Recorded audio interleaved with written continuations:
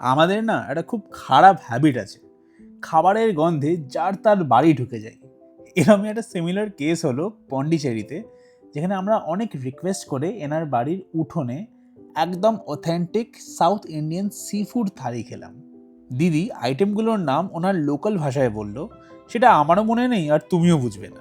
যাই হোক, খাবারে ছিল ভাত, ওদের লোকাল মাছের ঝোল, কাঁকড়া, চিংড়ি ফ্রাই, একটা চচ্চড়ি আর রসম। দিদি সুন্দরভাবে খাবারটা বেড়ে দিল, একদম লাইট আর টেস্টি, একদম ঘরোয়া খাবার যেমন হয়। আর আমরা তো নীলদজ্জের মতো চেয়ে চেয়ে কাঁকড়া আর চিংড়িও খেলাম। জানো তো, আমরা হয়তো সাউথ ইন্ডিয়ানদের অ্যাকসেন্ট নিয়ে, ফুড হ্যাবিটস নিয়ে অনেক মজা ওড়াই, কিন্তু পন্ডিচেরি থেকে বুঝতে পারলাম এরা কতটা হাম্বল আর পোলাইট হয়।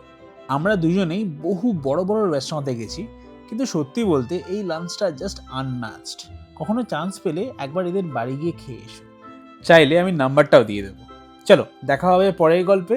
টাটা।